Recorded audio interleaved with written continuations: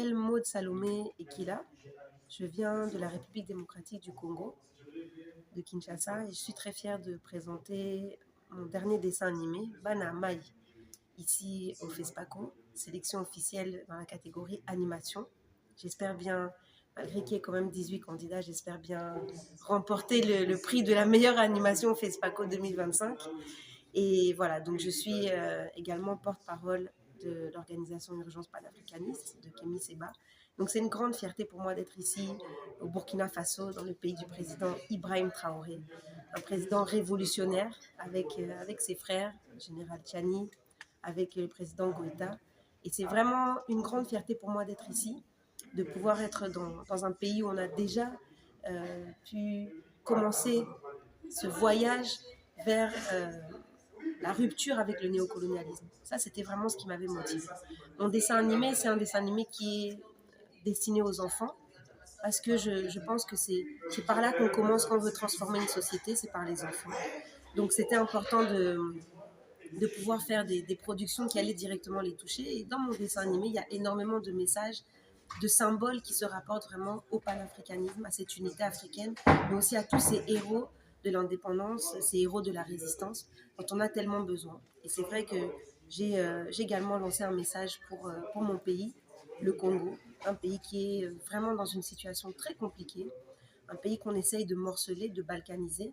Et c'est vraiment parce qu'il y a des forces impérialistes, parce qu'il y a des forces néocoloniales qui veulent, tout comme ce qui se passe aujourd'hui avec le Burkina, qui organisent un chaos de façon à ce qu'on puisse nous couler pour nos ressources, pour notre position géostratégique. Et donc, même si je m'adresse à des enfants, j'essaye quand même de conscientiser dès le bas âge.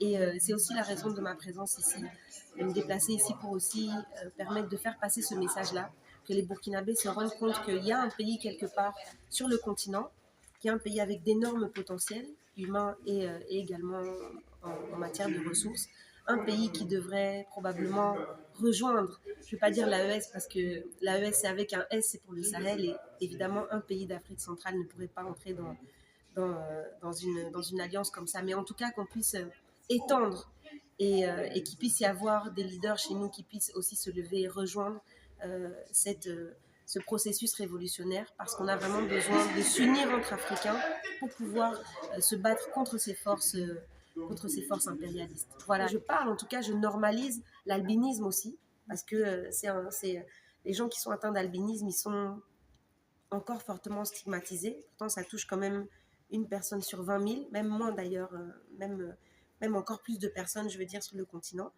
Donc, c'était important de normaliser ça, de montrer un accouchement naturel aussi, parce qu'aujourd'hui, on accouche nos bébés dans des hôpitaux avec des lumières toutes blanches, aveuglantes, alors que accoucher dans l'eau, par exemple, c'est des choses qu'on faisait de façon ancestrale, et c'est très bénéfique. Peut-être d'ailleurs que c'est pour ça que les triplés qui sont dans ce dessin animé sont devenus fanatiques du monde aquatique. Voilà, j'ai l'impression qu'en tout cas, par rapport aux autres dessins animés, les gens ont apprécié.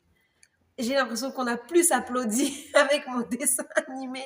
Bon, peut-être que j'ai un peu rêvé, mais en tout cas, je pense que ça a été très bien reçu. Vraiment, la salle a apprécié. Et je pense que j'ai mes chances. Caboret, Aristide.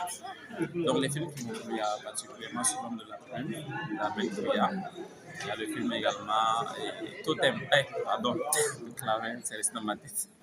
Et puis également le film de la réalisatrice Inès, qui sont des œuvres, ça traduit vraiment cette capacité-là à utiliser les outils technologiques et d'associer la technologie, nos traditions, et faire en fait un produit fini de sensibilisation et des produits vraiment de qualité qui sont vraiment exceptionnels et qui sont très bons.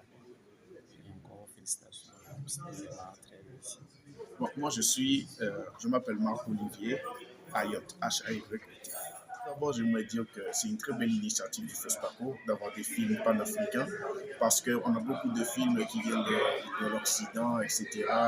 Et là, on voit vraiment qu'il y a des gens engagés qui font des films pour les enfants noirs, et ça, c'est déjà très bien.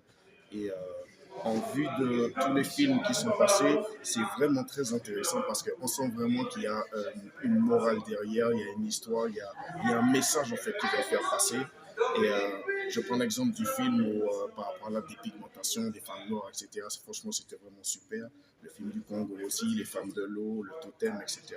Je pense que tous les films m'ont plu parce qu'il y avait vraiment un message derrière, quoi. Je suis Christelle et ce soir je suis venue pour voir les dessins animés et franchement j'ai beaucoup apprécié les dessins animés qui sont passés parce que ils sont typiquement africains et j'ai beaucoup apprécié cette partie parce que je me rends compte qu'on peut faire des dessins animés africains.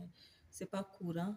On voit tout le temps des dessins animés européens et tout, mais ça permet aux enfants africains aussi de se retrouver et de savoir qu'ils ont une identité.